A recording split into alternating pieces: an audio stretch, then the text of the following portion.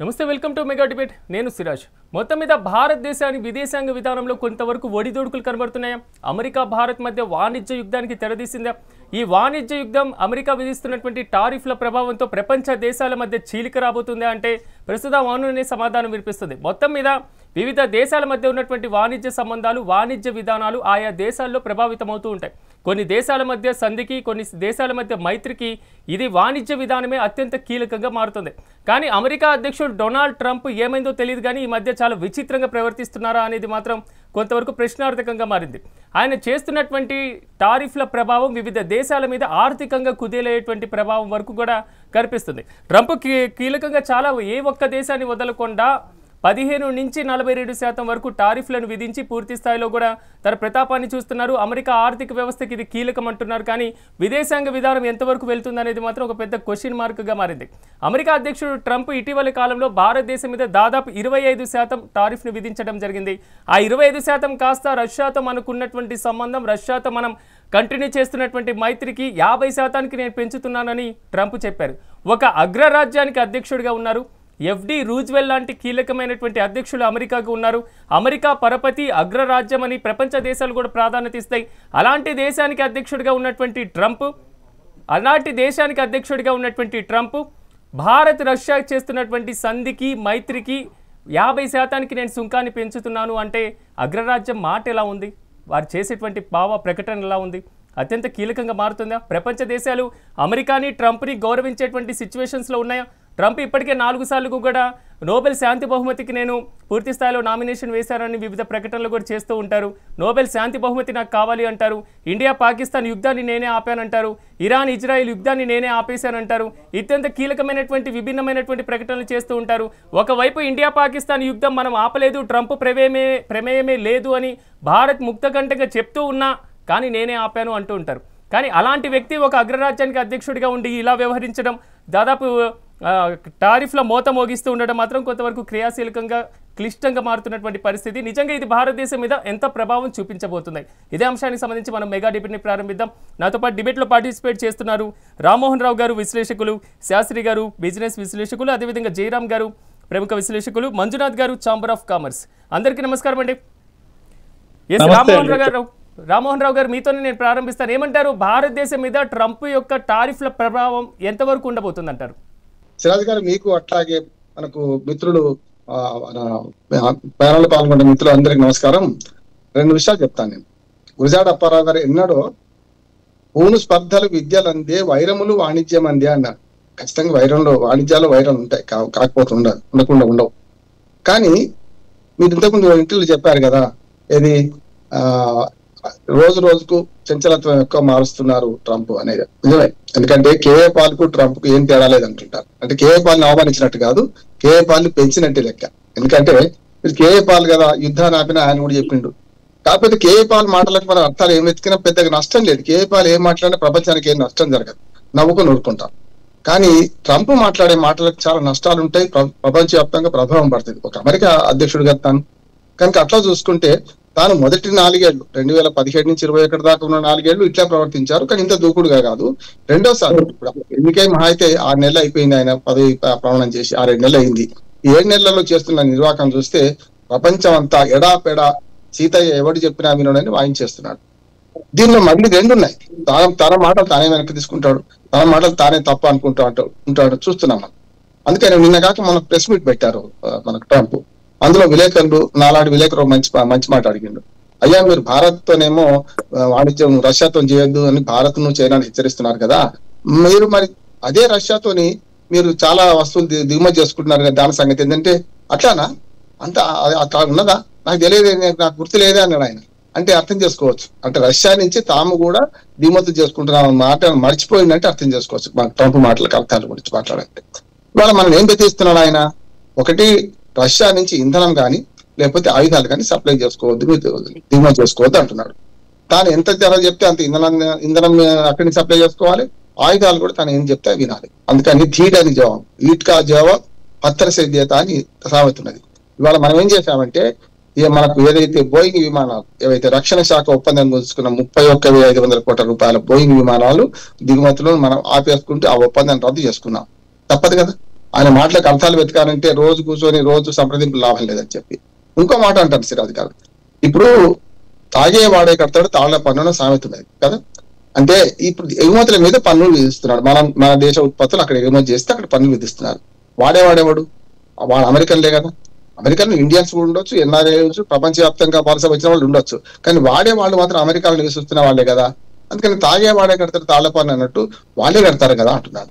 ఎప్పుడు నష్టం వస్తుంది మనకి, ఎప్పుడు కొంత వస్తుంది అంటే ఇప్పుడు ఈ మధ్యన చూస్తున్నా ఈ 1 రోజులు 2 రోజుల్లో కోకో కోలా లాంటి కంపెనీలు మీ ముడి సరుకులు మాకు వద్దు ఇప్పుడు ఆపండి అని చెప్పి అన్నాయి. కానీ స్థూలంగా చూస్తే నష్టం ఎప్పుడు వస్తుంది, మనకు లాభం ఎప్పుడు వస్తుంది అంటే ఒక చిన్న చొక్కా సామెత చెప్తాం. మన దగ్గర ఒక షర్ట్ ఉంది అనుకోండి, ఇక్కడ తయారవుతుంది, అక్కడికి పంపుతున్నాం. రెడీమేడ్ డ్రెస్ కూడా పంపుతుంటాం, మనం రెడీమేడ్ ఎగుమతులు కూడా చేస్తున్నాం. మనం చేసినప్పుడు అక్కడ $10 దొరుకుతుంది అనుకోండి, అక్కడ ఇప్పటిదాకా మహా అయితే 50% తూకాలు పెంచితే $12 అవుతుంది, లేకుంటే $15 అవుతుంది.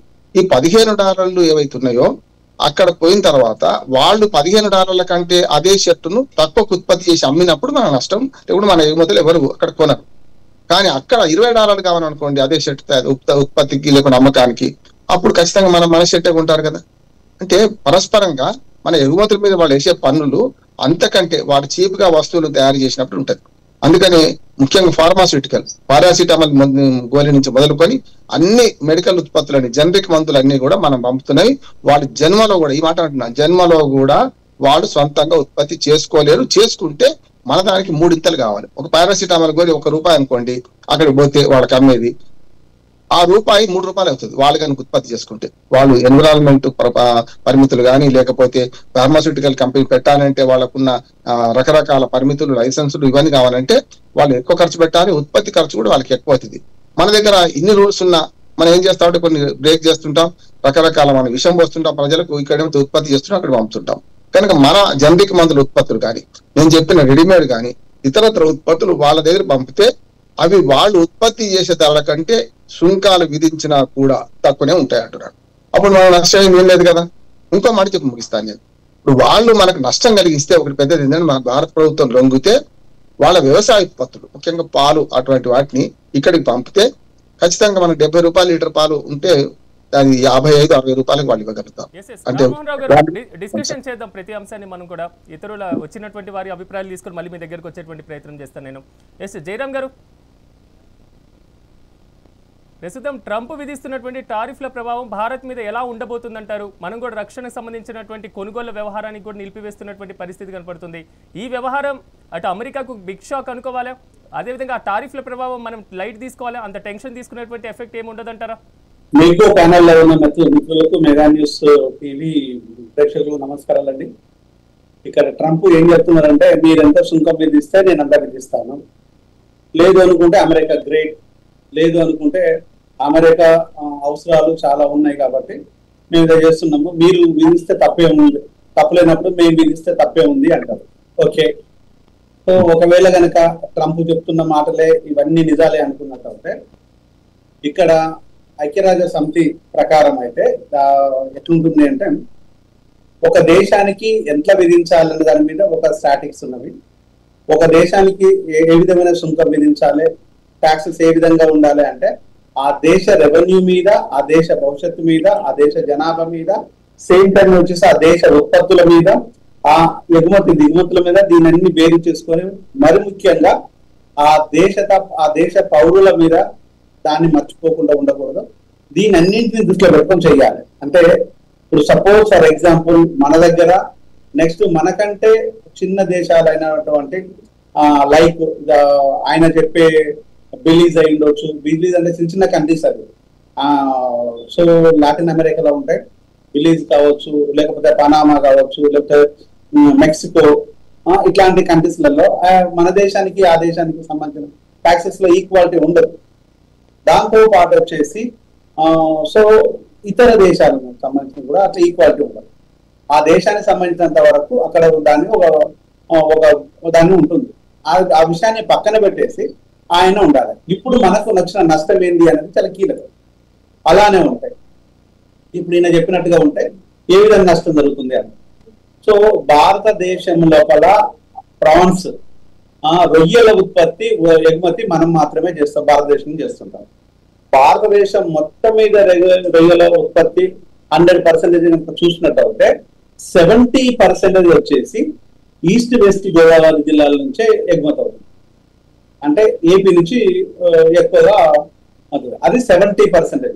30% మాత్రమే ఇతర రాష్ట్రాల నుంచి ఎగుమతి అవుతుంది. ఈ 70% ఎగుమతి 100% మీద మీరు కనుక సుంకాలు విధిస్తే ఇప్పటి వరకు అన్ని ట్యాక్సెస్ కలిపి రొయ్యల మీద వాళ్ళు ఇచ్చే సుంకము మొత్తం కలుపుకుంటే 48 నుంచి 50% అనేది ఒక అంశం. అంటే ఇంత సుంకాన్ని కనుక వేసినట్టు అయితే ఇక్కడ ఉండే ఉత్పత్తిదారులు అంటే రైతులు వాళ్ళ పరిస్థితి ఎలా ఉండాలి, వాళ్ళు ఎంత అమ్ముకోవాలి, ఏ విధంగా చూసుకోవాలి, ఇప్పటికిప్పుడు ఆ రేట్లు కనుక వాళ్ళు తీసుకోకపోతే రేట్లు పడిపోతే వాళ్ళు కొనకపోతే వాళ్ళ పరిస్థితి ఏంది, ఇవన్నీ దృష్టిలో పెట్టుకొని ఆయన మాట్లాడాలి. కానీ ఇది ఏది లేకుండా ఇష్టానుసారంగా చేస్తాము అంటే అది ఎంతవరకు సమంజసం అన్నదాన్ని ఆలోచించాలి. ఇంతకుముందు మీరు ఇంట్రోలో చెప్తున్నట్టుగా అది 100% రైట్. ఆయనకు ప్రపంచ శాంతి దూత పురస్కారం కావాలనుకుంటారు, లేదనుకుంటే నేను మాట్లాడిందే వేదం అనుకుంటారు. సో నాకు ఎవరు తిరుగులేదు అని చెప్పంటే ఇక సీతయ్య ఎవరి మాట వినడు అన్న టైప్ లో ఆయన చెప్పిందే వినాలి, ఆయన చెప్పిందే వేదం లాగా ఉంటుంది. అంటే ఇవన్నీ చిన్నపిల్ల చేష్టలాగా ఒక అగ్రరాజ్యానికి ప్రెసిడెంట్ అనే వ్యక్తి ఇలా బిహేవ్ చేయరు. అంటే అలా చేయడానికి అలా కారణం ఏంటంటే ఒకటి వచ్చేసి ఆయన వచ్చిన బ్యాక్గ్రౌండ్, ఆయన ఒక రియల్ ఎస్టేట్ వ్యాపారి, ఇతర వ్యాపార రంగాలతో సినిమా అండ్ ఇతర ఫ్యాషన్ రంగాలతో ఆయనకు మంచి సంబంధాలు ఉన్నాయి. రియల్ ఎస్టేట్ తో రియల్ ఎస్టేట్ వ్యాపారంలో మంచి నైపుణ్యత ఉంది. ఓవరాల్ గా చెప్పాలంటే నాకు బిజినెస్ మ్యాన్. అంటే ఈ రోజు అమెరికాను ఒక బిజినెస్ దానిగా చూస్తున్నాడు తప్పితే ఈ రోజు ఎక్కడ కూడా అమెరికా రాజ్యాంగం ప్రకారం గౌరవించిన దాఖలా లేవు, ఇతర దేశ రాజ్యాంగాలను కూడా గౌరవించలేదు, పౌరులను గౌరవించలేదు. ఈవెన్ అమెరికన్ సిటిజన్స్ కావచ్చు, ఇతర దేశాలు కావచ్చు, అది గౌరవించలేదు అనడానికి కారణం ఏంటంటే విత్ ఇన్ 3 months లోనే విపరీతమైన నెగిటివ్ ఆయన మీద వచ్చింది. అంటే ప్రతి విషయం లోపల ఒక కాంప్లికేటెడ్ గా మాట్లాడడం, కాంప్లికేటెడ్ గా బిహేవ్ చేయడం, అలాంటి డెసిషన్స్ తీసుకోవడం, ఒట్టొద్ది పోకడపోవడం, అలాంటి డెసిషన్స్ తీసుకోవడం. అంటే ఏ విధంగా చూసినా కూడా ట్రంప్ అనేది ఒక బిజినెస్ లాగా చూస్తున్నాడు తప్పితే రాజకీయాలను ఇది ప్రజాసేవ లాగా చూడట్లేదు. మనం తీసుకునే నిర్ణయాలు ఇతర దేశాలతోని కూడా రిఫ్లెక్ట్ అవ్వడమే కాకుండా ఇతర దేశ పౌరుల మీద కూడా అది రిఫ్లెక్ట్ అవుతుందని ఆలోచించుకోవాలి. అంటే ఎంత దుర్మార్గం చూడండి. అంటే ఇప్పుడు సోమాలియా కంట్రీ ఉంది, అది దేశం, ఒక దేశం. ఆ దేశానికి నువ్వు ఎంత సుఖం కుదిస్తావు? తినడానికే తినలేదు అనుకుంటాం మనం. నువ్వు ఎట్లా ఏ విధంగా తీసుకుంటావు? అంటే ఈ రోజు ఏ విధంగా చూసినా కూడా బ్రెజిల్ కావచ్చు, మీ చుట్టుపక్కల ఉన్న కంట్రీస్ ఆయనకు అమెరికా తప్ప అమెరికా ది గ్రేట్ అని ఫీల్ అవుతుంటారు. అమెరికా గ్రేట్ అనుకోవడంలో తప్పు లేదు, కానీ ఆ గ్రేట్ అనే పదాన్ని ఉపయోగించడం కోసం ఇతర దేశాలను విచ్ఛిన్నం చేయడం, ఆ పౌరులను డ్యామేజ్ చేయడము, వాళ్ళ బిజినెస్ లను యాక్టివిటీస్ ని డ్యామేజ్ చేయడం ఎంతవరకు కరెక్ట్ అనే దాన్ని ఆయన ఒకరికి అర్థం చేసుకోవాలి. కానీ అర్థం చేసుకుంటాడు అనే నమ్మకం నాకైతే లేదు. కానీ ఆయన మాట్లాడే విధానము, ఆయన బిహేవియర్ మూర్ఖంగా చాలా చీప్ గా బిహేవ్ చేస్తారు అన్న విషయాన్ని ప్రజల ముందు ఈ రోజు అమెరికన్స్, మనం ఇతర దేశాలు పక్కన పెట్టండి, అమెరికన్స్ ఈ రోజు అనవసరంగా ఈయనని గెలిపించామేందా అనే దానికి బాధపడుతున్న సిచ్యువేషన్ ఆయనే తీసుకెళ్ళడం అనేది ఈ రోజు బాధాకరమైన విషయం. మీరు చెప్పినట్లుగా ప్రతి అంశాన్ని మనం డిస్కషన్ చేసేటువంటి ప్రయత్నం చేద్దాం. ఎస్ మంజునాథ్ గారు నమస్తే అండి. ఏమంటే భారత్ మీద ఎంతవరకు ఎఫెక్ట్ ఉండబోతుంది అంటారు? కొంతవరకు ప్రభావం చూపించేటువంటి అవకాశం కూడా ఉంది మన దిగుమతుల మీద అంటున్నారు. దానికి సంబంధించినటువంటి ఎలా చూడొచ్చు అంటారు ఆ కోణాన్ని? ఎగుమతుల కింద కూడా అండి, ఇప్పుడు మనము ఏదైతే ఎగుమతి చేస్తున్నామో, ఇప్పుడు మన వాళ్ళు చెప్పారు జయరామరావు అట్లాగే రామ్మోహన్ రావు గారు. మంజునాథ్ గారు వినిపిస్తా ఉందా? వినిపిస్తుంది, చెప్పండి. ఇప్పుడు ఫార్మాస్యూటికల్ ఉందండి, మొత్తం మన ఇండియా నుంచి ఎక్కువ ఎగుమతి అవుతా ఉంది. అతను ఈరోజు ట్రంప్ ఏ విధంగా బిహేవ్ చేస్తున్నాడంటే ఒక పిచ్చి పట్టినటువంటి అతను లాగా చేస్తున్నాడు. ఈరోజు ఫార్మాస్యూటికల్ వాడేటువంటి వాళ్ళు అమెరికన్స్ కూడా వాడుతున్నారు కదా, మళ్ళీ ఆ ఎఫెక్ట్ వాళ్ళపైన కూడా పడతా ఉంది. కాబట్టి వాళ్ళు కూడా వ్యతిరేకిస్తున్నారు ఆయన యొక్క విధానాల్ని. హలో, అవునవును, వ్యతిరేకిస్తున్నారు. కానీ ఇప్పుడు అక్వా కల్చరు ఇవన్నీ కూడా క్లాత్ అండి, మొత్తం గుజరాత్ చుట్టుపక్కల మన ఎక్కువ భాగం బంగ్లాదేశ్ మన వైపు నుంచే మనకు ఇవన్నీ కూడా అక్కడ ఈరోజు ఎక్స్పోర్ట్ అవుతా ఉంది. కాబట్టి దాని ఎఫెక్ట్ అమెరికా ఎవరైతే యూజ్ చేస్తున్నారో అమెరికన్ ప్రజలు అల్టిమేట్ గా ప్రజల పైన పడుతుంది వాళ్ళు కూడా. కాబట్టి ఇది తప్పనిసరిగా అతను ఆలోచించాలి, తగ్గించాలి. దీని ఎఫెక్ట్ ఈ స్టెబన్ గా ఉండాలి. గవర్నమెంట్ కూడా, ప్రభుత్వం కూడా. మనం మోడీ గారు సపోర్ట్ చేశారు అప్పుడు ఎలక్షన్స్ అప్పుడు ట్రంప్కే. కానీ ఇప్పుడు అతని యొక్క నిజ స్వరూపం తెలుసుకున్నారు. కాబట్టి ఇప్పటికైనా మనం అందరూ కూడా కలిసికట్టుగా ఉండి భారతదేశంలో ఉన్నటువంటి వాళ్ళందరూ కూడా అన్ని సపోర్ట్ చేసి మిగతా దేశాలు అందరూ కూడా కలిసి వస్తారండి. డెఫినెట్ గా ఆయన మెడల్ వంచి మనం అందరూ కూడా ఐక్యమత్యంగా ఉన్న ఇతర దేశాలను కూడా కలుపుకొని ముందుకు పోవాలి. ఆ పద్ధతిలో ఈ రోజు మీరు MEGA9 వాళ్ళు ఈ ఏర్పాటు చేయడం నిజంగా అభినందనం. ప్యానెల్లో ఉన్నటువంటి సభ్యులందరూ కూడా మన తరఫున అభినందనలు తెలియజేస్తున్నామండి. మళ్ళీ కంటిన్యూ చేస్తాం. ఇంకో కీలకమైనటువంటి విషయం కూడా, దాదాపు భారతదేశం నుంచి ఎగుమతి అయ్యేటువంటి 18% సుమారుగా అటు ఇటుగా 18% అమెరికాకి ఎగుమతులు అవుతున్నటువంటి పరిస్థితి కనబడుతుంది. దాంట్లో కీలకంగా మీరు చెప్పినట్లుగా ఔషధాలకు సంబంధించినటువంటివి కూడా ఉన్నాయి. సో ఇండియా ఎంత ఎఫెక్టివ్ గురవుతుందో అమెరికా కూడా అంతే ప్రభావం గురవుతుంది కదా. దాని ముందుగా అధ్యక్షుడు గ్రహించలేకపోవడానికి రీజన్ ఏంటంటారు? అతను ఒక ప్రజలు సేవ చేసేటువంటి వ్యాపారం ఇంకా నెక్స్ట్ టైం ఎట్లో రాడు. రూల్ ప్రకారం రెండోసారి ఎలక్ట్ అయిపోయినాడు బై మిస్టేక్, ఎవరు ఊహించని విధంగా. కాబట్టి ఎంతవరకు మనం దండుకోవాలనేది చూస్తున్నాడు. చైనా పైన కూడా అలాంటిది వేస్తే మళ్ళీ వెనక్కి తగ్గాడు. ఈ రోజు ఇతర దేశాల నుంచి మొత్తం వస్తువులు ఎగుమతి లేకపోతే అమెరికా ఏముందండి? కాబట్టి డెఫినెట్ గా దిగి వస్తాడని దీని ఎఫెక్ట్ అందరూ కూడా ముక్త కంఠంతో దీన్ని ఒంటరి వాడిని చేసి అందరూ మిగతా దేశాలు కలిసి రావాలి. భారతదేశంలో ఒక ప్రధానమైన పెద్దన్న పాత్ర పోషించాలనేసి మా వైపు నుంచి మేము ఛాంబర్ ఆఫ్ కామర్స్ గా మేము డిమాండ్ చేస్తున్నాం. రామ్మోహన్ రావు గారు, ఇక్కడ ఇంకో కీలకమైనటువంటి అంశం ఏంటంటే, కొన్ని విధానాల ద్వారా, వాణిజ్య విధానాల ద్వారా దేశం యొక్క విదేశాంగ విధానమే మారబోతున్నటువంటి పరిస్థితి కూడా కనబడుతుంది. మనం చైనాకు సంబంధించి భారత ప్రధానమంత్రి వెళ్ళబోతున్నారు, రష్యా అధ్యక్షుడు భారతదేశానికి రాబోతున్నారు, ప్రధానమంత్రి కూడా ఆయన ఆహ్వానించినటువంటి పరిస్థితి కనబడుతుంది.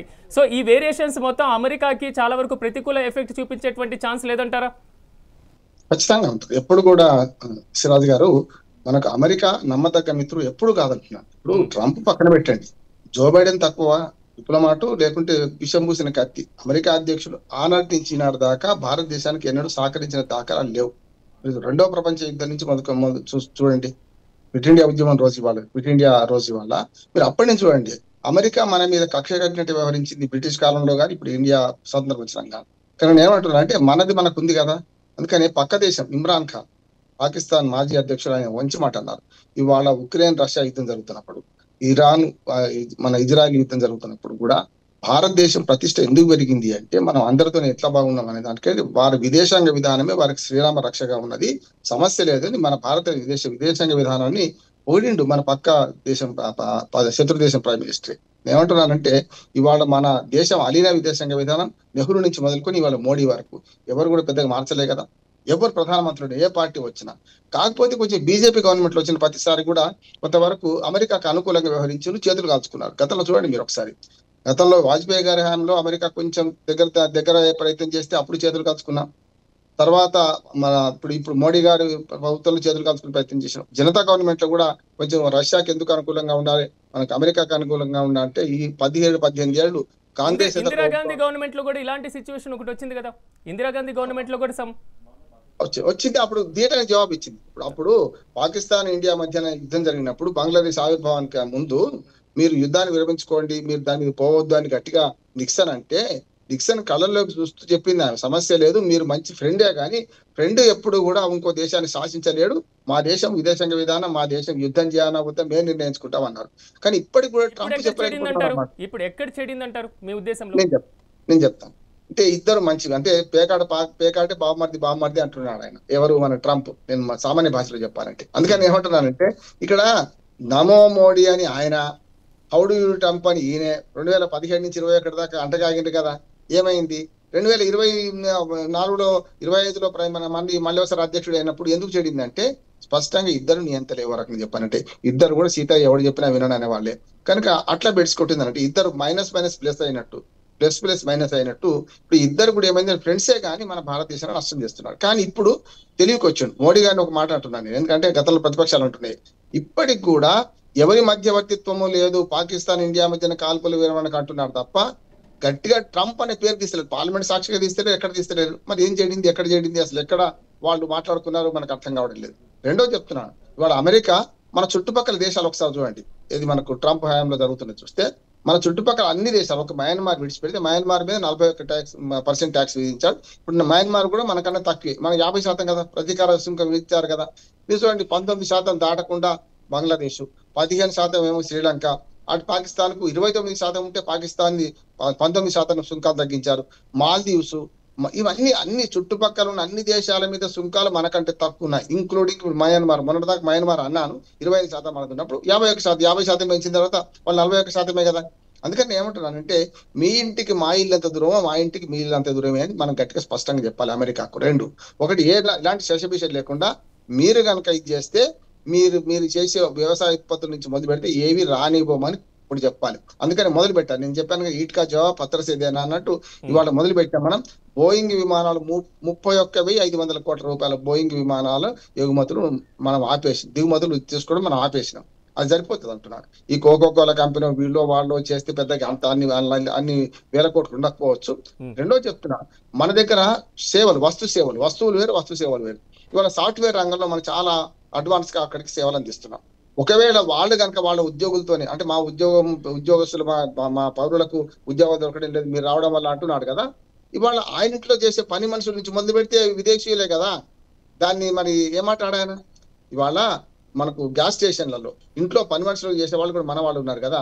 ఒకవేళ వాళ్ళనే పెట్టుకోదలుచుకుంటే, అక్కడ వాళ్ళనే పెట్టదలుచుకుంటే మన వాళ్ళు ముగ్గురు పని చేసే జీతం ఒక్కడికి ఇవ్వాల్సి వస్తుంది అక్కడ. అదే ఆ గ్యాస్ స్టేషన్ లో కానీ హోటళ్లలో రెస్టారెంట్లో పని చేయాలంటే. ఇది కూడా చెప్తున్నాను, ఇవాళ వస్తు సేవల విషయంలో ఇక్కడ నుంచి కంప్యూటర్ మన విడిభాగాలు కానీ అవి మనం దిగుమతి చేసుకుంటే మనం ఏమో చేస్తున్నాం, 2 రకాలు చేస్తున్నాం.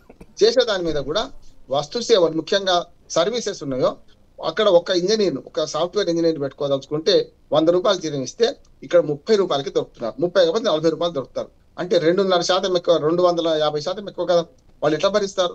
నష్టం వాళ్ళకి. అందుకని ఇప్పుడు ఇవాళ 5-6 లక్షల మంది ఈ మధ్యనే రోడ్ల మీద పడి వి మిస్ యూ బైడెన్ అని చెప్పి గత అధ్యక్షుని పొగుడుతూ ఈ దుర్మార్గుడు అధ్యక్షుడు మాకు వద్దు, అనవసరంగా ఇంతకుముందు మన మంజునాథ్ గారు చెప్పారు కదా, పొరపాటున మిస్టేక్ ఎన్నుకున్నామనే మాట వాళ్ళు అనుకుంటున్నారు. 6 నెలల లోపలినే తేలిపోయింది అంటున్నాను నేను. దూరం అవసరం లేదు, 6-7 నెలల్లో తేలిపోయింది అంటున్నాను. ఇంకా 3.5 ఏళ్ళు భరించాలి వాళ్ళు. 2020 మనకి 25 అంటే 30 దాకా భరించాలి కదా. 30 జనవరి 20 దాకా భరించాల్సింది నేను.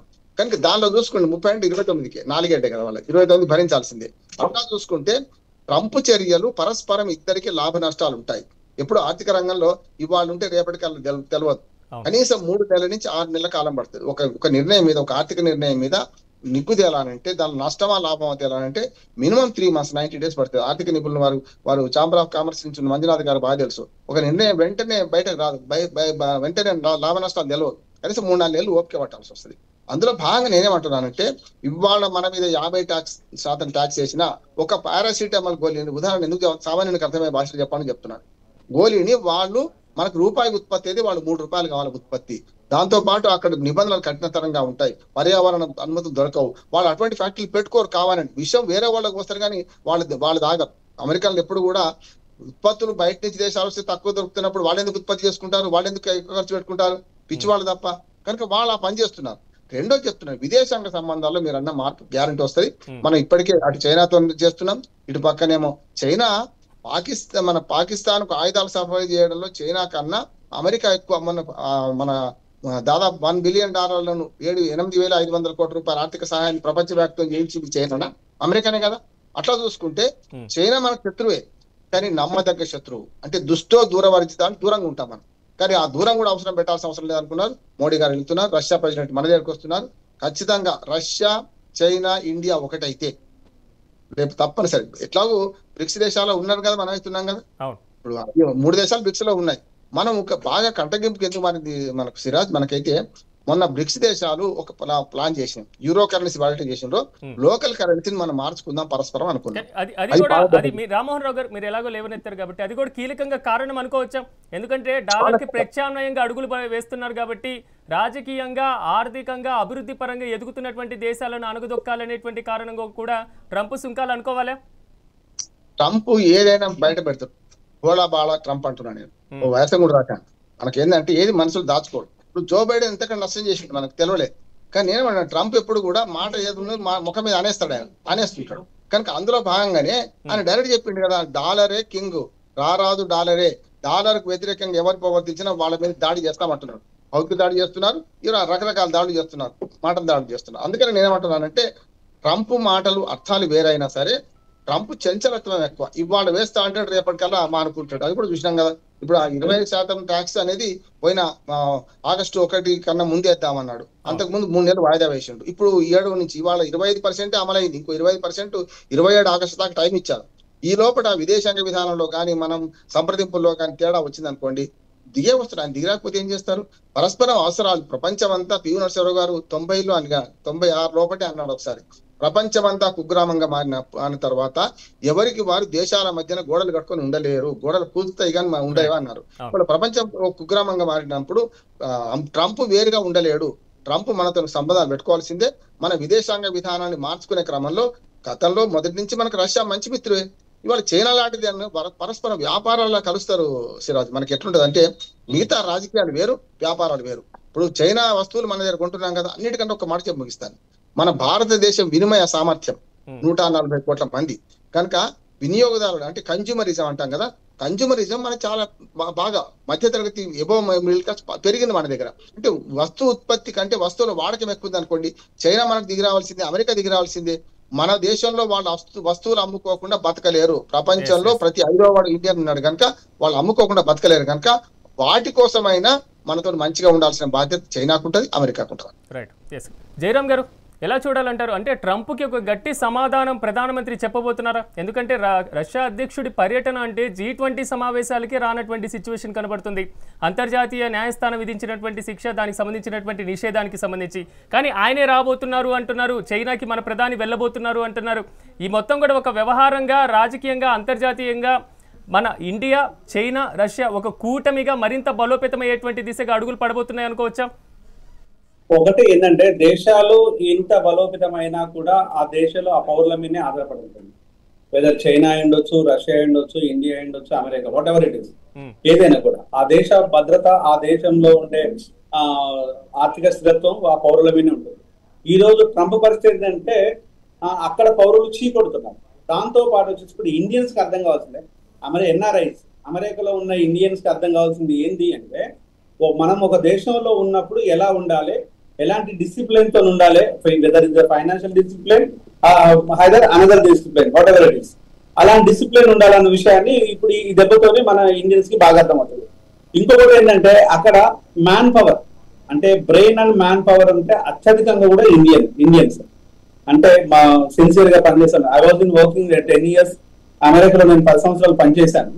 ఈ 10 సంవత్సరాల కాలంలో నాకు అర్థమైంది ఏంటంటే అక్కడ మనం సిన్సియర్ మనం ఏ ప్రాజెక్ట్ లో ఉన్నామో, అదర్వైజ్ ఏ పనిలో ఉన్నామో దాంట్లో మనం చాలా సిన్సియర్ గా పనిచేస్తుంటాం. నేను ఒక డాక్టర్ని కాబట్టి, మెడికల్ సైడ్ డాక్టర్ని కాబట్టి, అకాడమిక్ సైడ్ ఉన్నాను కాబట్టి మేము చాలా యాక్టివ్ అండ్ సిన్సియర్ గా పనిచేసేవాళ్ళం. మరి వేరే అప్లికేషన్స్ అంటే ఉండేది కాదు.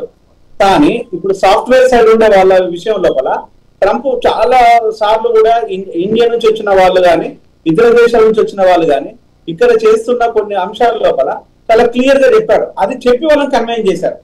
అంటే అమెరికాలోకి వచ్చేసి ఇండియన్స్ కావచ్చు, ఇతర దేశాల నుంచి వచ్చిన వ్యక్తులు ఎవరైనా కూడా ఈ దేశ సంపదను కొలగొడుతున్నారు, ఈ దేశానికి అభద్రతను క్రియేట్ చేయడం లోపల, ఇక్కడ అన్ఎంప్లాయ్మెంట్ క్రియేట్ అవడం లోపల కీలకంగా ఫారినర్సే అని చెప్పేటప్పుడు మొదలు పెట్టింది.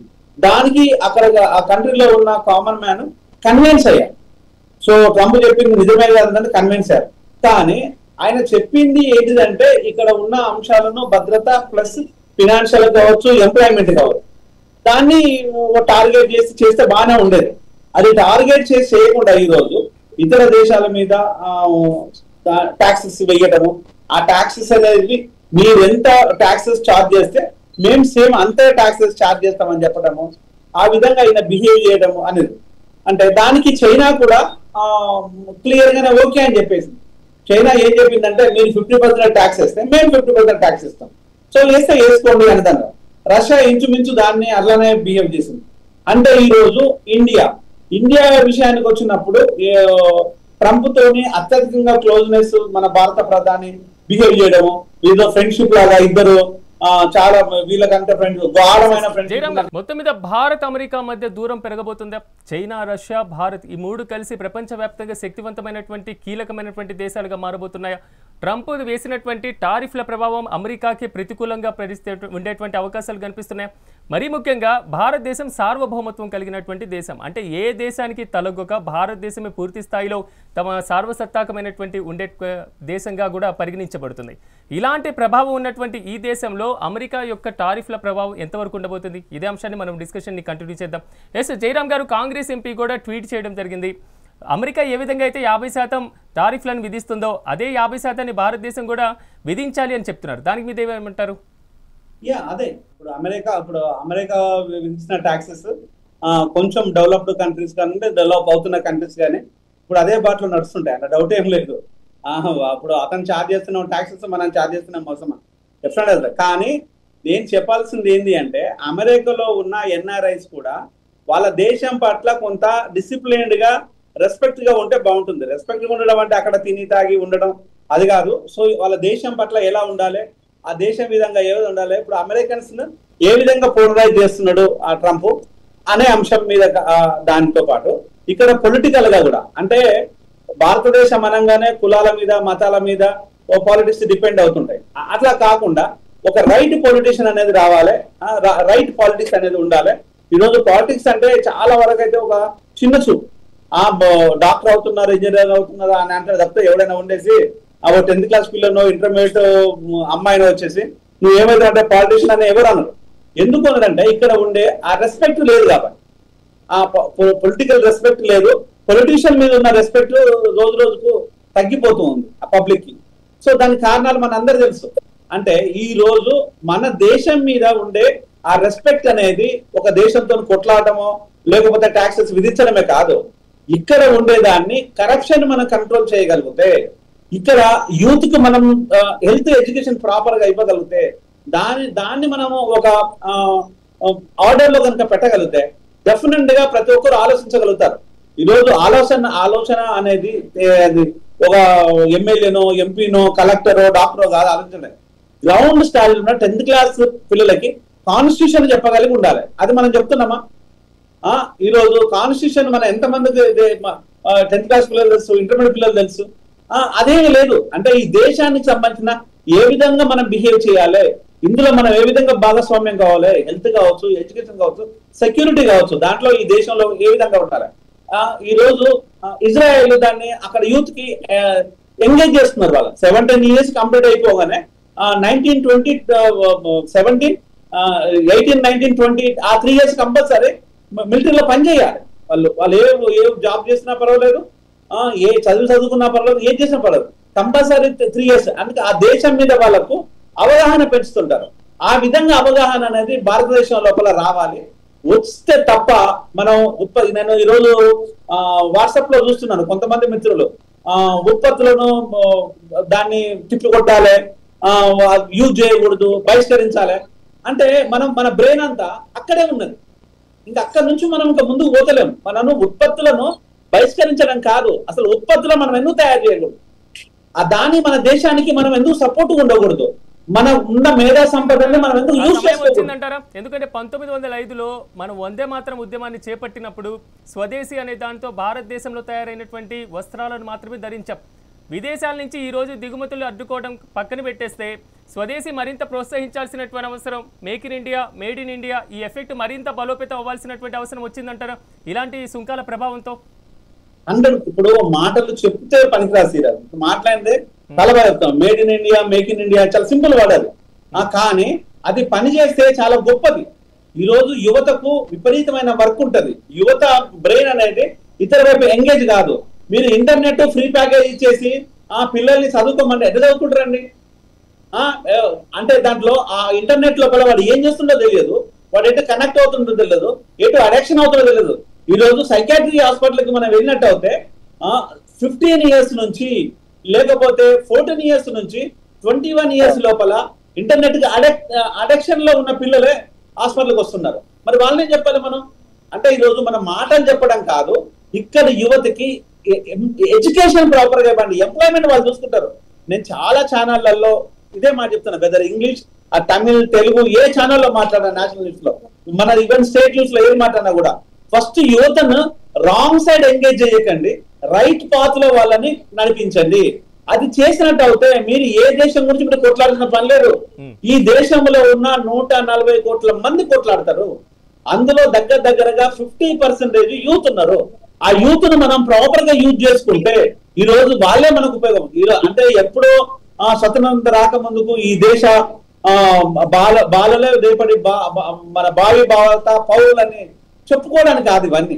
అంటే ఇవన్నీ సింపుల్ గా ఏదో సిల్లీగా చెప్పుకున్నట్టుగా ఈ రోజు అనుకుందా, అది ఎక్కడన్నా ఆచరణలో ఉందా? ఈ రోజు బాలలు కావచ్చు, లేపు భారతదేశానికి భావి పౌరులు కావచ్చు, దాన్ని ఎంతవరకు మీరు రెస్పెక్ట్ ఇస్తున్నారు? పిల్లలకి, ఆడపిల్లల విషయం కావచ్చు, మగపిల్లల విషయాలు కావచ్చు, వాళ్ళ ఎడ్యుకేషన్ కావచ్చు, వాళ్ళ యాక్టివిటీ కావచ్చు, మీరు ఎంతవరకు దాన్ని చేయగలుగుతున్నారు? అది చెయ్యకుండా ఇలాంటి స్టోరీస్ ప్రభుత్వాలు ఏ డ్రామా చేసినా పెద్ద ఉపయోగాలు ఉంటాయని అనుకోను. ఇప్పటికైనా కూడా భారత ప్రభుత్వము ఎడ్యుకేషన్ ని, రైట్ టు ఎడ్యుకేషన్ మనం రాసుకుంటే సరిపోదు, రైట్ టు ఎడ్యుకేషన్ అనేది మనం ఇవ్వడం చాలా కీలకము. ఈ రోజు ఎడ్యుకేషన్ కంప్లీట్ సిస్టమ్ మొత్తం ప్రైవేట్ లోకి వెళ్ళిపోయి ఈ రోజు ప్రతి కుటుంబం లోపల 50% ఓన్లీ ఎడ్యుకేషన్ కోసమే ఖర్చు చేస్తున్నారు వాళ్ళ సంపాదన. అంటే ఈ రోజు మన స్టాటిస్టిక్స్ చెప్తున్నాయి, దానికి సిగ్గుపడదాం. అది కదా కావాల్సింది. హెల్త్ పరమైన ఇష్యూస్ ఏమైనా వచ్చినట్టయితే అందులో ఒక 30% హాస్పిటల్ డాక్టర్లు లాగేస్తున్నారు. ఇక వాళ్ళు బ్రతికేది ఏంటి? వాళ్ళు సంపాదనలో 20% భార్య, 2 పిల్లలు, తన బతుకు ఇదంతా ఇంత సిల్లీగా ఉంది ఇవన్నీ. ఈ యాక్టివిటీస్ అనేది మన మాటలతోనే కాదు, చేతుల మీద రావాలనేది నేను మన నాయకత్వాన్ని కోరుకుంటున్నాను. మంజునాథ్ గారు, హలో. కానీ ఇక్కడ నాకు కూడా అర్థం కాని సిచ్యువేషన్ ఏంటంటే, ఏదైనా చిన్నపిల్లల దేశాలు అనుకుంటున్నారా? ఏమైనా అగ్రరాజ్యానికి సంబంధించినటువంటి అధినేతగా ఉన్నారు మంజునాథ్ గారు. దానికి సంబంధించినటువంటి వ్యవహారాలు పక్కన పెట్టేసి మీరు రష్యా నుంచి దిగుమతి చేసుకుంటున్నారు కాబట్టి ఇంకా మీ మీద పెంచుతాం, అక్కడ మీరు దానికి సంబంధించి రష్యా కూడా పూర్తి స్థాయిలో ఉక్రెయిన్తో యుద్ధం చేస్తుంది కాబట్టి మీరు ఆర్థికంగా పరోక్షంగా రష్యాకి సహాయపడుతున్నారు అని అంటున్నారు. ఇది ఎంతవరకు వాస్తవం అంటారు? దాంట్లో సంబంధించి ఈ ప్రాసెస్లో ఈ ప్రక్రియ ప్రకారం సుంకాలు విధించడం అసలు నిజంగా సబబేనా? సుంకాలు విధించడము అతను అనుకుంటున్నాడు ఏదో ఇండియాని దెబ్బతీసి దాన్ని లొంగ తీసుకోవాలని థ్రెట్ చేస్తున్నాడు. ఇప్పుడు మన భారతదేశంలో జరుగుతున్న రాజకీయాల్లో చూస్తున్నాం కదా, వాళ్ళకు అనుకూలంగా లేకపోతే ఏ విధంగా లొంగ తీసుకుంటున్నారో మనం చూస్తూనే ఉన్నాం. సేమ్ మెథడ్ అతను బిహేవ్ చేస్తున్నాడు. మీకు అర్థమై ఉంటుంది నా యొక్క ఆలోచన విధానం. మనం పేర్లు చెప్పనవసరం లేదు. ఏ ప్రభుత్వాల సెంట్రల్ గవర్నమెంట్ కానీ ఏది కూడా వాళ్ళకి అనుకూలంగా వస్తే క్లీన్ చిట్ అయిపోతాడు, లేదంటే ఎంతవరకు అతన్ని హింసించాలో అట్లా చేస్తారు. అట్లా ఇప్పుడు ఈ రోజు అతను ట్రంప్ చేస్తున్నటువంటి విధానం కూడా అదే. అంటే ఈ రోజు రష్యాతో మనం ఒప్పందాలు చేసుకుని దగ్గర అవుతున్నారు కాబట్టి ఈ విధంగా చెప్తే ట్రంప్ ప్రపంచంలో ఒక దేశానికి మాత్రమే అధ్యక్షుడు కదా, ప్రపంచానికి అధ్యక్షుడు కాదు కదా. కాదు, ఆ విధంగా బిహేవ్ చేస్తా అంత కంట్రోల్, ప్రపంచం అంతా ఆయన కంట్రోల్లో ఉంటుందని ఊహించుకుంటున్నాడు. అది భ్రమ మాత్రమే అనేసి నేనైతే గట్టిగా నమ్ముతున్నాను.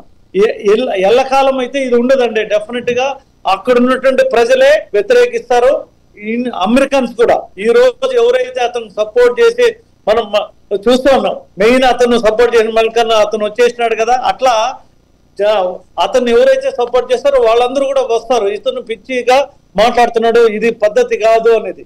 ఇంకా ఇప్పుడేంటండి ఈ పద్ధతుల్లో అతను లొంగ తీసుకోవడానికి ఎట్టి పరిస్థితుల్లో జరగదు. టెంపరవరీగా ఇబ్బందులు పడవచ్చు. ఈ రోజు ఎక్కువ రైతులు ఉన్నారు, మన జయరామ్ గారు చెప్పినట్టు నిజంగానే ఈ ఎక్స్పోర్ట్ అనేది ఆగిపోతే అక్కడ ఇప్పటికే ఇబ్బందులు ఉన్నారు, ఇంకా పూర్తి కొంచెం అవ్వచ్చు. కానీ ఇదంతా టెంపరవరీ. డెఫినెట్ గా ఇంకా మిగతా దేశాలు కూడా మనకు సపోర్ట్ చేస్తాయి. మనం ఎంత ఇబ్బంది పడుతున్నామో అమెరికన్స్ కూడా ఇబ్బంది పడతారు. అతను ఆలోచించడం లేదు. డెఫినెట్ గా ఉంటుంది దాని ఎఫెక్ట్ అనేది. అమెరికాలో కూడా మనం అయితే సఫర్ అవుతున్నామో వాళ్ళు కూడా సఫర్ అవుతారు. కాబట్టి మిగతా దేశాలందరూ కూడా స్టెబన్ గా ఉండాలి. గవర్నమెంట్, కేంద్ర ప్రభుత్వానికి మేము విజ్ఞప్తి చేయడం ఏమంటే, మిగతా దేశాలను కలుపుకొని ఎట్టి పరిస్థితుల్లో తల ఒగ్గే పని లేకుండా మన యొక్క ఐడెంటిటీని మనం నిరూపించుకోవాలనేసి మా వైపు నుంచి అడుగుతున్నాం. రెండోది, వచ్చేటువంటి సమావేశం మళ్ళీ ఆగస్టు 25న మరో సమావేశం జరుగుతుంది, వాణిజ్య సమావేశం అంటున్నారు. ఈ సమావేశంలో అయినా తలొగ్గేటువంటి అవకాశాలు కనిపిస్తుందా? నిజంగా తీసుకున్నటువంటి ఒక రకంగా చెప్పాలంటే ఒక అరిపక్వమైనటువంటి నిర్ణయాన్ని వెనక్కి తీసుకునేటువంటి పరిస్థితి కనబడుతుందంటారా? వెనక్కి అతను చెప్తున్నాడు ఇంకా టైం ఉంది అనేసి, నేనేమో అక్కడ కూడా నేను ఇదవును అనేసి చెప్తున్నాడు. కానీ అప్పటికి పరిస్థితులు మారొచ్చు అనేసి మేమైతే ఆశాభావంతో ఉన్నాం. డెఫినెట్ గా ఇదవుతారు. కాబట్టి మన ప్రభుత్వాలు కూడా భారతదేశం నుంచి కూడా ఆ పద్ధతిలోనే ఆ టైంలోనే మిగతా దేశాలందరినీ కలుపుకొని ధీటుగా ఎదుర్కోవడానికి సిద్ధం అవ్వాలి. రామ్మోహన్ రావు గారు, సో ఇప్పటి నుంచి బ్రిక్స్, షాంఘై సమావేశాలు ఇలాంటి వాటిల్లో భారత్ తో పాటుగా మన పక్కనే ఉన్నటువంటి రష్యా, చైనా కూడా కీలకమైనటువంటి పాత్ర పోషించి ప్రపంచంలో ఒక శక్తివంతమైనటువంటి దేశాలుగా, అంటే ఆర్థికంగా బలమైనటువంటి సైనిక పరంగా ఉన్నటువంటి దేశాలుగా ఉండబోతున్నాయి అంటారా? ఖచ్చితంగా. బ్రిక్స్ లో 5 అక్షరాలే మన 5 దేశాలకు పేర్లు ఉన్నాయి కదా. అవును. Brazil, Russia, India, China, south Africa. ఇవి కాకుండా కూడా ఇప్పుడు మొత్తం 11 సభ్య దేశాలు ఉన్నాయి. ఇంకొక 11-12 ఎదురు చూస్తున్నాయి. మెల్లమెల్లగా ఈ మరో ఐక్యరాజ్య సమితికి పోటీగా పెద్ద దేశాలు, ముఖ్యంగా ప్రపంచంలోని సగం జనాభా ఈ నేను చెప్పిన దేశాల్లో ఉంటుంది. మొత్తం కలిపితే ఈ 11 దేశాల్లో కలిపితే కనుక సగం జనాభా కలిగిన దేశాల్లో ఉన్న ఈ జనాభాతో పాటు శక్తివంతమైన దేశాలు కలిస్తే తనకు నష్టం అని ట్రంప్ భావిస్తున్నాడు. ఇవాళ ఇంకొక ముఖ్యమైన రోజు గురించి సిరాజ్, మనకి ఏంటంటే ఇవాళ నేషనల్ డాలర్ డే. ఇవాళ అమెరికాలో నేషనల్ డాలర్ డే జరుపుకుంటున్నారు. 1786 లో ఈ డాలర్ ప్రధానంగా మొదలైంది. దాని నుంచి మొదలైన దాని మీద డాలర్ పెత్తనం పోవద్దని వారు ప్రయత్నం చేస్తున్నారు. ఇంకో ట్రంప్ గురించి ఒక మాట చెప్పుకోవాలి. పోస్ట్ ట్రూత్ అని ఈ మధ్యన కొత్త భావన ఒకటి వస్తుంది ప్రపంచవ్యాప్తంగా. పోస్ట్ ట్రూత్ ఏంటంటే అవాస్తవాలను వాస్తవాలుగా, అవాస్తవాలను అవాస్తవాలుగా చిత్రించే గ్లోబల్స్ ప్రచారం లాంటిది. అంటే ప్రజలు మావోద్యోగాలతో ఆడుకుంటుంటారు. మనం చూస్తున్నాం కదా, ఉభయ తెలుగు రాష్ట్రాల్లో అసలు సమస్య పక్కకు పోతుంది. ఇప్పుడు బీసీలలో ఉంది అనుకోండి, ఎట్లా మాట్లాడుతున్నారు చూస్తున్నారు. అందరూ కూడా బీసీల గుదాల మీద తుపాకులు పెట్టి చేసుకుంటారు. ఇదే అంతే. వాస్తవాలను అవాస్తవాలుగా, అవాస్తవాలను వాస్తవాలుగా చేసేదాన్ని ప్రపంచ క్రమంలో ఒక సర్వే జరిగింది. పోస్ట్ ట్రూత్ భావన అంటే ఏంటిది అనే దాని మీద ఏం లేదు. అంటే తిమ్మిని పమ్మిని తిమ్మిని చేయడం, ఒక మన సామాన్య పరిభాషలు చెప్పాలంటే.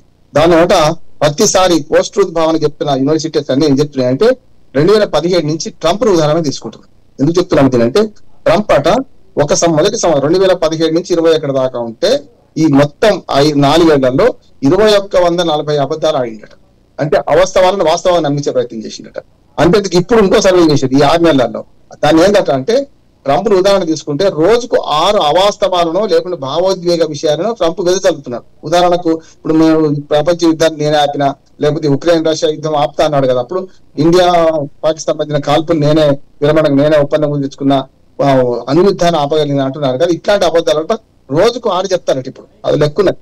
కనుక వాళ్ళ ఈ పోస్ట్ ట్రూత్ భావనను చెప్పే ప్రొఫెసర్స్ అందరూ కూడా ఏమంటున్నారంటే అన్నిటికీ పోస్ట్ ట్రూత్ అనే భావనకు అంటే సత్యానంతర భాష అన్నట్టు. అంటే ఏమవుతుందంటే సత్యం ఒకటి ఉంటుంది, వీళ్ళ భాష ఒకటి ఉంటుంది. దాని మీద ట్రంప్ ఉదాహరణ తీసుకుంటారు పాఠాలు చెప్పేటప్పుడు యూనివర్సిటీస్ లో. అది చూస్తున్నారు. అందుకని ఏమంటున్నారు అంటే డాలర్ డే కనుక డాలర్ నే మహారాజుగా భావిస్తూ ట్రంప్ చేసే చర్య ఎటువంటి అంటే బ్రిక్స్ దేశాలు అవరోధం అవుతున్నాయి. గతంలో యూరోపియన్ కంట్రీస్ అవరోధమైన యూరో కరెన్సీ తీసుకొచ్చి యూరో కరెన్సీ మళ్ళీ విచ్ఛిన్నం అయిపోయి చూసాం కదా మనం. అందుకని మీరు ఇలా కామెంట్స్ ఎందుకంటారు? ఎందుకంటే ఆయన వ్యక్తిగతం అనుకోవాలి వాటిని, లేకపోతే అగ్రరాజ్య ఆధిపత్యాన్ని ప్రదర్శించాలనుకోవడం అనుకుంటారా? మొదటి నుంచి అమెరికా ఏర్పడినప్పటి నుంచి అగ్రరాజ్య ఆధిపత్యం మొదటి నుంచి ఉంది శ్రీరాజ్. మనకు కొత్త ఏం కాదు. ఈయనేమో మాంసం తినేవాడు భూమికలు మెల్డ వేసుకున్నట్టు మాట్లాడుతున్నారు. గతంలో ఉన్న అధ్యక్షులంతా ఇంత మంచి వాళ్ళు ఏం కాదు. వాళ్ళు కూడా చేసిండు, ఇంతకంటే దుర్మార్గాలు చేసిండు, యుద్ధాలు ప్రేరేపించారు. నేను కంబోడియా యుద్ధాల నుంచి ఫాలో అవుతున్న అమెరికా రాజకీయాలు చూస్తే మనకు ఎప్పుడూ కూడా పెద్దన పాత్ర వహిస్తుంది. కానీ అటుపక్క రష్యా బలంగా ఉన్న రోజులు అది వేరుగా ఉంది. అంటే రెండు ధృవాల ప్రపంచం ఉన్నప్పుడు వేరుగా ఉంది. ఇప్పుడు ఏమైంది, ఎవరికి వారు ఏమైనా తీరైనరు. రెండోది అంటే ఎవరి లాభం కోసం వాళ్ళు తాపత్రయపడుతున్నారు. ఇప్పుడు చైనా కూడా చూడండి, మీరు అమెరికా చైనాకు సహాయం చేస్తుంది కదా, మనకంటే ఎక్కువ దుర్మార్గంగా కదా చూస్తున్నాం కదా. అట్లాగే పాకిస్తాన్ దానికి సహాయం చేస్తుంది కదా. ఎంతసేపు మన భారతదేశం మీద వాళ్ళ అక్కసంతి ఏంటంటే రేపు ప్రపంచంలో జనాభాలో ఫస్ట్ ఉన్నాం, ఆర్థిక వనరుల్లో 3వ దేశంగా మారబోతున్నాం. 1-2 స్థానాలు మనం రాలేం, 3వ దేశంగా వస్తాం. అతి త్వరలో ఇంకో 6 నెలలకు వచ్చేస్తాం. కానీ రేపు పొద్దున అమెరికా తన ఆర్థిక వ్యవస్థను బలోపేతం చేసుకోవాలంటే ఎక్కువ ఎగుమతులు చేయడానికి వీలుగా ఉండాలి. భారతదేశ జనాభా కానీ వినిమయ సామర్థ్యం కానీ పెద్దది ప్రపంచాన్ని చూసుకుంటే. చైనాకి ఎట్లా చేయాలి? చైనాలో వాళ్ళ ఉత్పత్తులు వాళ్ళు చేసుకుంటారు, వాళ్ళ బాధ వాళ్ళు పడుతున్నారు.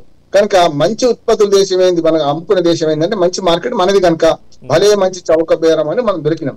దానికి ఏం చేస్తున్నారు, రష్యా నుంచి చమురు ఏది ఉక్రెయిన్ రష్యా యుద్ధం వల్ల మనం కొనుక్కున్నాం కదా, దాని వల్ల మా దగ్గర నుంచి చమురు కొనమంటున్నారు. అంటే వాళ్ళు చెప్పిన రేటు కొనాలి.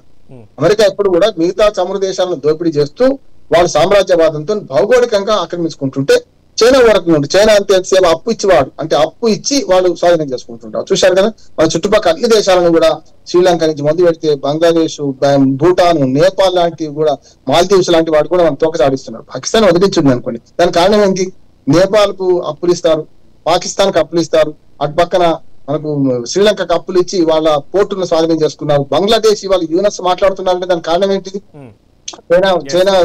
చైనానేమో ఆర్థికంగా ఆదుకొని అప్పులు ఇచ్చి చేస్తుంటే అమెరికానేమో ఆ భౌగోళికంగా ఆక్రమించుకునే ప్రయత్నం చేస్తుంది. అది మన దగ్గర సాధ్యం కాదు. కానీ చూస్తున్నాం గాజా స్ట్రిప్ ను మాకు ఇచ్చేయండి, మేము 50 ఏళ్ళు 60 ఏళ్ళు చేస్తా ఉంటున్నారు.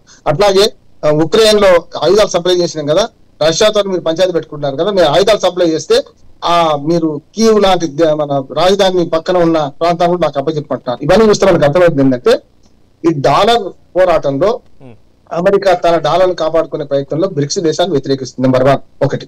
రెండోది ఏమిటంటే ఈ అమెరికా అధ్యక్షుడు ఏవైతే తప్పులు చేస్తున్నారో, ఏవైతే ఉన్నాయో అవి తన ప్రజలచ్చే విమర్శించబడుతున్నాయి. 4 ఏళ్ళు వచ్చే 3.5 ఎట్లా అనే గుర్తాడని తెలియదు, కానీ మొత్తం మీద జరిగే విధ్వంసం మాత్రం ప్రపంచానికి అంతా జరుగుతుంది. ఎందుకంటే చూసి రమ్మంటే కాల్చి వచ్చినట్టు తన ప్రపంచాన్ని అతలాకుతలం చేస్తున్నాడు. తన ఆదేశాలు, తన నిర్ణయాలు తన దేశం వరకే పరిమితంగా ప్రపంచం అంతా ప్రభావితం చేస్తుంది. కనుక చూద్దాం ఏం జరుగుతుందో. నేనేమంటున్నానంటే మన భారతదేశం 2 నిర్ణయాలు మంచిగా చేసింది. ఒకటేమో బోయింగ్ విమానాలు అది మనం దిగుమతి చేసుకోవడం ఆపడం, ఒకటి రక్షణ ఒప్పందాన్ని క్యాన్సిల్ చేసుకోవడం.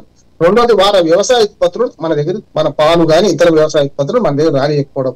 లేకపోతే జయరామ్ గారు డాక్టర్ గారు చెప్పే మాట నిజమవుతుంది. ఎందుకంటే మన అక్వా పరిశ్రమ 2 ఉభయ గోదావరి జిల్లాలో ఉంది కనుక అది చాలా నష్టపోతుంది. దాన్ని నష్టపోకుండా చూడాలంటే మనం తగిన రీతిలో సమాధానం చెప్తున్నామంటున్నాం, చెప్పాల్సిన అవసరం ఉందని నేను అనుకుంటాను. జయరామ్ గారు ఎలా అంటారు, గాజా మీద ఒకవైపు దాడులు చేస్తున్నటువంటి పరిస్థితి కనబడుతుంది, మరోవైపు ఉగ్రవాదాన్ని పెంచి పోషిస్తున్నటువంటి దేశం వాళ్ళతో లంచ్ మీటింగ్లు చేస్తూనే భారతదేశం వెళ్ళి ఎక్కడో రష్యా ఉక్రెయిన్ యుద్ధం ఆపట్లేదు కాబట్టి పరోక్షంగా ఆర్థిక సహాయం చేస్తుంది అనేటువంటి వ్యాఖ్యలతో 25% సుంకాన్ని పెంచడం ఎంతవరకు సబబంటారు? ఇప్పుడు ట్రంప్ చేస్తున్నది కరెక్ట్ కాదనే విషయం మనకంటే అమెరికన్సే చెప్తున్నారు ఓపెన్ గా. ట్రంప్ చేస్తున్నది రేపు రానున్న రోజుల లోపల అమెరికన్స్ మీద కూడా విపరీతమైన భారం పడుతుంది. అది కరెక్ట్ కాదన్న విషయాన్ని మనం చెప్పడం కాదు, ఇతర కంట్రీస్ చెప్పడం కాదు, అమెరికన్స్ చెప్తున్నారు అయ్యా ఎందుకు రైడ్ని గెలిపించుకున్నామని. సో ఇక్కడ ఇండియా ఇప్పుడు చేయాల్సింది ఏంటంటే, ఇప్పుడు రష్యా కావచ్చు, లేకపోతే చైనా ఇప్పుడు బిజినెస్ పరమైన విధంగా అక్కడ యూత్ ని ఎంకరేజ్ చేసేసి వాళ్ళు విపరీతంగా ఎక్స్పోర్ట్ క్వాలిటీ చేస్తున్నారు, ఎక్స్పోర్ట్ మీద కాన్సన్ట్రేషన్ చేస్తున్నారు. ఇంపోర్ట్ ను డే బై డే తగ్గించుకొని ఎక్స్పోర్ట్ మీద కాన్సన్ట్రేషన్ చేస్తున్నారు. అక్కడ యూత్ కి నేను చైనాలో సంబంధించిన అంశాలను కొంచెం మనం అబ్జర్వ్ చేసినట్టయితే వాళ్ళు యూత్ కి ఎక్కువ ప్రయారిటీ ఇచ్చేసి వాళ్ళను స్కిల్డ్ ట్రైనింగ్ సెంటర్స్ పెట్టేసి వాళ్ళకు స్కిల్ ఇంప్రూవ్మెంట్ చేసేసి ఆ స్కిల్ ద్వారా వాళ్ళకు మ్యానుఫ్యాక్చరింగ్ యూనిటీస్ ని క్రియేట్ చేస్తున్నారు. అట్లా భారతదేశం కూడా అది చెయ్యాలి. స్కిల్ ఇంపార్టెంట్, స్కిల్ డెవలప్మెంట్ చేసేసుకొని స్కిల్ ఇన్స్టిట్యూషన్స్ పెట్టేసుకొని స్కిల్డ్ ఎంప్లాయ్మెంట్ ని క్రియేట్ చేసినట్టు అవుతే దాన్ని మనం ఎక్స్పోర్ట్ వైపు తీసుకుంటాం. ఇప్పుడు this is the good opportunity. ఏది మనం గుడ్ వే ఏది ఉభయ గోదావరి జిల్లాలు ఈస్ట్ వెస్ట్ జిల్లా లోపల ప్రాన్స్ అది ఎక్స్పోర్ట్ వన్, ఇక రైస్ కు మనము ఎక్స్పోర్ట్, మనది ఇండియా ఎక్స్పోర్ట్, కాటన్ కు మనమే ఎక్స్పోర్ట్. ఇలా వెరీ లిమిటెడ్ మనవి ఉన్నాయి, ఎక్స్పోర్ట్ లో చాలా లిమిటెడ్ ఉన్నాయి. అలా మనం ఎక్కువ పెంచుకోవడానికి ట్రై చేయాలి. ఎందుకంటే మన దగ్గర విపరీతమైన ల్యాండ్ ఉంది, ఓపెన్ ల్యాండ్ ఉంది, వాటర్ రిసోర్స్ ఉన్నాయి, యూత్ ఉంది, వాళ్ళు చదువుకోవాలన్న తపన ఉంది, స్కిల్ ఇంప్రూవ్ చేసుకోవాలన్న ఒక గోల్ టార్గెట్ ఉంది. వాళ్ళని మీరు ఎందుకు డిప్రెషన్ లోకి తీసుకెళ్తున్నారు? యూత్ కు నిజంగా కనుక స్కిల్ సెంటర్స్ కనుక పెట్టేసి ఒక ట్రైనింగ్ ఇన్స్టిట్యూట్ పెడితే ఆపిల్ ఫోన్ లాంటి ఫోన్లు తయారు చేస్తారు. ఇక్కడ మనం తక్కువ. ఇప్పుడు మేము అమెరికాలో ఉన్నప్పుడు మేము మెడికల్ ఫెటర్నిటీ లోపల we are the good fraternity. Indian doctors అంటే గుడ్ ఫెటర్నిటీ, అలా డౌటే లేదు. మేజర్ సర్జరీస్ కావచ్చు, మేజర్ కేసెస్ అటెంప్ట్ చేయడం కావచ్చు, లేదనుకుంటే సాఫ్ట్వేర్ సైడ్ కావచ్చు, ఇండియన్స్ ఇస్ గుడ్, దాంట్లో డౌట్ ఏం లేదు. మరి వాళ్ళు తీసుకుపోయి అక్కడ మనం వెతుకునే దానికంటే ఇక్కడ మనం ఎందుకు మనం ప్రొవిజన్ క్రియేట్ చేయటం లేదు? పైసలు ఉన్నోడేమో హాస్పిటల్ పెట్టాలి, మెదడు ఉన్నోడు వచ్చి అందులో పని చేయాలి. అంటే ఎంత ఫులిష్నెస్. డబ్బులు ఉన్నోడు వచ్చేసి చదువు రాకున్న పర్లేదు, డబ్బులు ఉన్నోడు వచ్చేసేమో కార్పొరేట్ కాలేజ్ పెట్టాలి, చదువుకున్నోడు వచ్చేసేమో స్కాలర్స్ వచ్చేసి అందులో ఎంప్లాయీగా పనిచేయాలి. వాళ్ళకి రెస్పెక్ట్ ఉంటుంది అంటుంటుంది. ఎందుకంటే వీడి ఈజ్ అ బిజినెస్ మ్యాన్, వాడికి కావాల్సింది మనీ మాత్రమే కావాలి. అది కొంతమంది లోపలనే ఈ రోజు బిజినెస్ అనేటివి కొంతమంది చేతులు ఉండటం వల్ల ఈ రోజు దేశానికి పెద్ద నష్టం జరుగుతుంది. అది అర్థం చేసుకోవాలి. చైనా చూసి మనం నేర్చుకోవాల్సింది ఏంటంటే దీన్ని విపరీతమైన ఒక రెవల్యూషన్ లాగా చేసుకొని ఇక్కడ యూత్ కు ఇప్పటికైనా రెస్పెక్ట్ ఇచ్చేసి, ఆ చదువులకు రెస్పెక్ట్ ఇచ్చేసి వాళ్ళను వాళ్ళ కాళ్ళ మీద నించునే విధంగా మీరు తయారు చేయండి. ఇది నేను చాలా కాన్ఫరెన్స్ లలో ఇదే మాట చెప్తున్నాను, చాలా యూనివర్సిటీస్ లలో ఇదే మాట చెప్తున్నాను, గవర్నమెంట్ నన్ను పిలిచినప్పుడు కూడా నేను ఇదే మాట చెప్తున్నాను. నేను ఈవెన్ నన్ను తెలంగాణ గవర్నమెంట్ పిలిచినప్పుడు కావచ్చు, లేకపోతే కేరళ, తమిళనాడు, మన కర్ణాటక గవర్నమెంట్ ఇష్యూస్ లో ఏ మీటింగ్ ఉన్నా నేను వెళ్తే నేను డెఫినెట్ ఇవే సజెస్ట్ చేస్తాను. యూత్ వాళ్ళను మనము యూజ్ చేసుకుందాం, వాళ్ళకుండే ఆ తెలివితేటల్ని ఇంకా కొంచెం షైన్ చేద్దాం. అది గ్రౌండ్ నుంచి టాప్ వరకు ఓ కార్పొరేట్ కాలేజ్ స్టూడెంట్స్ లేకపోతే డబ్బులున్న పిల్లలు అలా కాదు. ఈ రోజు అట్టడుగునున్న పిల్లలకు కూడా మనము సెక్యూర్ చేయగలిగితే దే ఆర్ రియల్ ఫైటర్స్. రాను రోజుల లోపల మనము మన ప్రొడక్ట్స్ కి 50% పెంచుకోలేదు. చైనా అంటుంది ఈరోజు మీరు పెంచుకోమని, మనం ఎందుకు అనలేకపోతున్నాం? మీరు చెప్పినట్లుగా నిజంగా భారతదేశంలో యువతను మనం కూడా భారత ప్రభుత్వం కూడా అన్ని విధాలుగా ప్రోత్సహించి సహకరించి నూతన ఆవిష్కరణలు చేస్తే మాత్రం కొంతవరకు గొప్పగా ఉంటుంది. మీ కృషి కూడా అభినందనీయం.